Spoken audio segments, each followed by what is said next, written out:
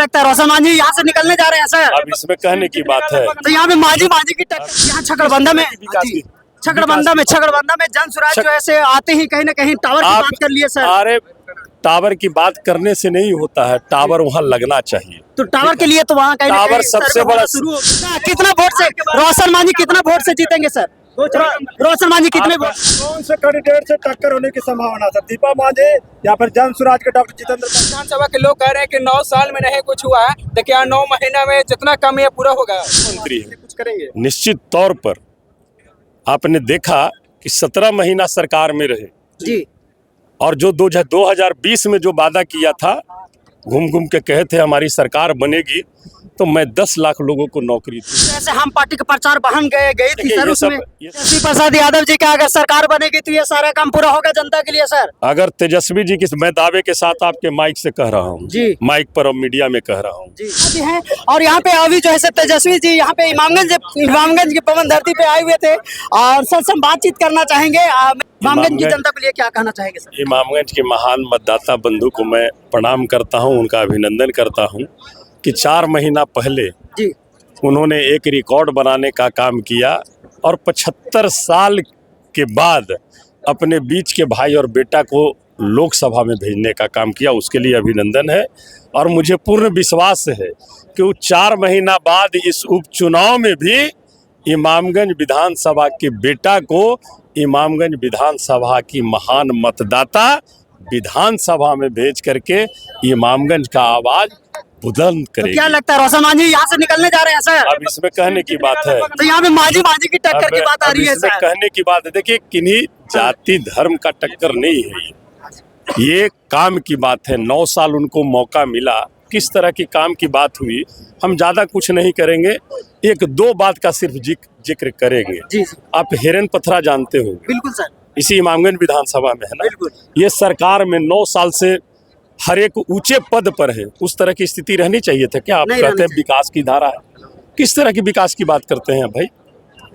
यहाँ छकड़बंदा में विकास की छकड़बंदा में जन स्वराज जो है से आते ही कहीं ना कहीं टावर की बात कर लिए सर। अरे टावर की बात करने से नहीं होता है, टावर वहाँ लगना चाहिए। तो टावर के लिए तो वहाँ कहीं ना टावर कहीं सबसे बड़ा शुरू हो गया सर। सबसे बड़ा टावर कम से कम ये तो है ना, जी, सबसे बड़ा टावर छकरबंदा की महान जनता ने लोकसभा में लगा दिया भय कुशवाहा के नाम पर, जो छकरबंदा की भी आवाज लोकसभा में दिल्ली में गूंज रही है। आखिरी सवाल सर, कितना वोट से रोशन मांझी कितना वोट से जीतेंगे सर? रोशन मांझी कितने वोट? आप इसका मतलब मीडिया से हैं तो कम से कम हमारी आपसे आग्रह है कि सारा वीडियो जो मैंने लोकसभा में बोला उसको एक बार निकाल के देख लीजिए।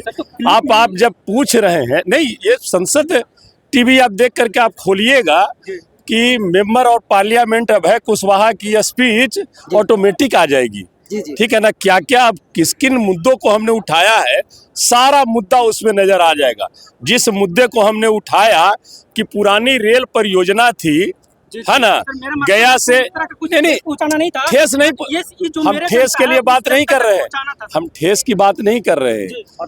हम बात ये कह रहे हैं कि मुद्दा जो था आपको लगेगा, अभी जो माननीय मांझी जी कहते हैं ना 475 करोड़ रेलवे परियोजना के लिए मिल गया, इस चीज को देखिए कि आवाज किसने उठाई थी।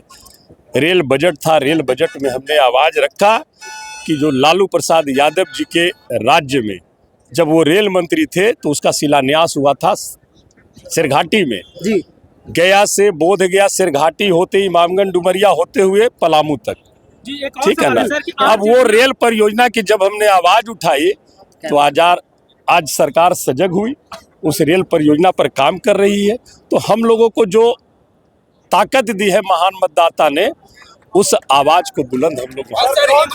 कौन से कैंडिडेट से टक्कर होने की संभावना है? दीपा मांझी या फिर जन स्वराज के डॉक्टर जितेंद्र पासवान? हमको तो लग ये नहीं रहा है कि जब महान मतदाता, जहाँ की जिस विधानसभा की महान मतदाता चुनाव लड़ रही हो, तो हमको नहीं लगता है कि मतदाता से किसी की टक्कर तो ये भी ऐलान कर दिए कितनी वोट से रोशन मांझी जीतने वाले हैं सर?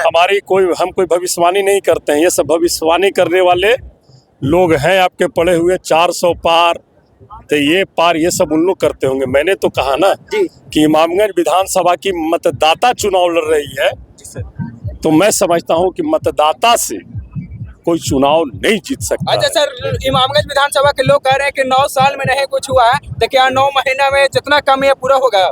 हम तो ये जरूर कहेंगे, इस 9 महीना में रोशन मांझी को अगर मौका मिलेगा तो इमामगंज विधानसभा के जितने मतदाता बंधु हैं उनके हर एक सुख दुख में जाकर के उनसे गले तो जरूर वो मिलेंगे। जी। अच्छा सर, बिहार के लोग और खास करके इमामगंज जो रूरल एरिया पड़ता है, कब तक बिहारियों बाहर में लात जूता खाते रहेंगे सर, बाहर पलायन होते रहेंगे? अब ये सवाल तो जो यहाँ के विधायक थे अब वो मंत्री हो चुके हैं और उसी संजोग से उसी विभाग के मंत्री हैं। अगर वो चाहें तो 1 साल में इस इमामगंज विधानसभा में कई को उद्योग लगा सकते हैं, इतनी पावर है उनमें कि हमारे जो कामगार युवा हैं जो बाहर कमाने जाते हैं 10-20 हज़ार लोगों को यही रोजगार मिल सकता है। लेकिन वो करें ना भाई, भारत सरकार में मंत्री हैं और हर उद्योग मंत्री हैं, कुछ करेंगे? निश्चित तौर पर आपने देखा कि 17 महीना सरकार में रहे जी और जो 2020 में जो वादा किया था, घूम घूम के कहे थे हमारी सरकार बनेगी तो मैं 10 लाख लोगों को नौकरी दूंगा, एक कलम से दूंगा, बोला था उन्होंने। सरकार नहीं बनी, विपक्ष में वो बैठे, लेकिन पुनः नीतीश बाबू गए। पहले एक सवाल का जवाब ले लीजिए। जब पुनः नीतीश बाबू गए कि अब हम आपके साथ सरकार बनाना चाहते हैं, अब हम इधर उधर नहीं जाएंगे, हम गवाह हैं, हम सीएम हाउस में थे। तेजस्वी जी ने साफ शब्दों में कहा कि हम एक ही शर्त पर आपके साथ अब आ सकते हैं कि हमने जो 20 में वादा किया है 10 लाख लोगों को नौकरी देने का, वो हम देंगे। तो कहीं अरे सरकार है आपकी, दीजिए। सर उसमें सत्ता शपथ ग्रहण हुई, 10 लाख लोगों को नौकरी देने की बात कहे तो माननीय नीतीश बाबू ने कहा कि अरे ये तो 10 ही लाख कह रहा है, हम 10 लाख नौकरी और 10 लाख रोजगार भी देंगे, टोटल 20 लाख देंगे। तो ये सब बात आपने देखा है और हुआ है। इसलिए जो कहा जा रहा है, अभी भी माननीय नेता ने कहा ना कि आप हमें ताकत दीजिए, 2025 में ये सेमीफाइनल है, आप सेमीफाइनल जीतिए तब ना फाइनल जीतिएगा। आप हमें ताकत दीजिए, हम हर परिवार को 200 यूनिट बिजली फ्री देंगे, हम हर परिवार को 500 रुपया में गैस सिलेंडर उपलब्ध कराएंगे, हम रोजगार देंगे, हम महंगाई कम करेंगे। अरे भाई 5 साल के लिए तुम पावर दे के बना करके देखिए ना, जी जी देख लीजिए बना करके। जो बोले नहीं करे तो फिर 5 साल के लिए ना बनाइएगा। सर, जनता मालिक है। जनता को किसने लूटा, किसने बर्बाद किया सर? हम ये सब बात नहीं करना सर, चाहते हैं। किसी पर मेरा कोई दोषारोपण नहीं है।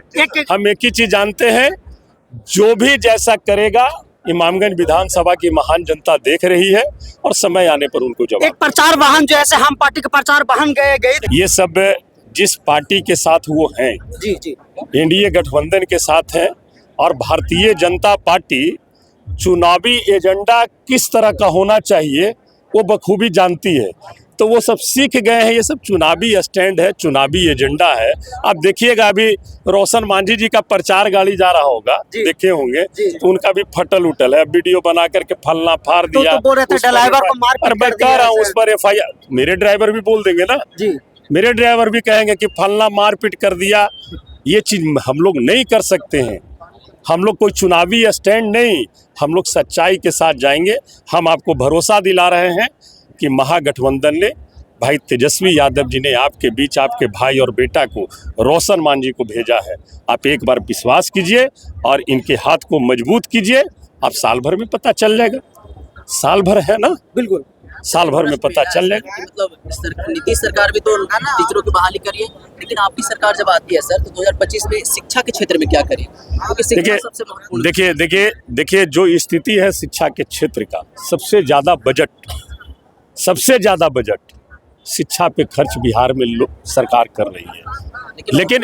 लेकिन शिक्षा की स्थिति क्या है, आज भी हमारे बच्चे बच्चियां सरकारी स्कूल में नामाकरण है, सारा लाभ वो लेते जरूर हैं, लेकिन वो शिक्षा ग्रहण करने प्राइवेट संस्थाओं में जाते हैं। अगर शिक्षा वहाँ पे उपलब्ध रहेगा सर तो बच्चा वहाँ पे पढ़ेगा सर, लेकिन अगर उपलब्ध हम चाहते हैं कि जिस तरह का भी शिक्षा का जो है एक नीति आए, और एक जैसे स्वास्थ्य में भी एक नीति आनी चाहिए।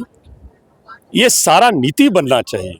सरकार बनेगी तो हम लोग शिक्षा पर और स्वास्थ्य पर निश्चित तौर पर हम लोग विशेष ध्यान दे करके, ताकि सब सुख सुविधा उपलब्ध हो, बेहतर शिक्षा मिले, बेहतर स्वास्थ्य व्यवस्था मिले, उसके लिए काम सर एक ये कभी ऐसा हो सकता है सर कि जितना भी नेता है उनके बच्चे भी वही हॉस्पिटल, वही सरकारी जो स्कूल है वहाँ पे पढ़े। देखिए जब और जब इलाज जब वहीं जब करे, जब जहाँ पे जब एक आम पब्लिक करता है। जब रहेगा वही, जब वही उपलब्धि रहेगा तो फिर जाएंगे कहाँ? नहीं, नेता लोग ऐसे कहते हैं कि बच्चा जब जो- उपलब्धि वही रहेगा तो जाएंगे कहाँ?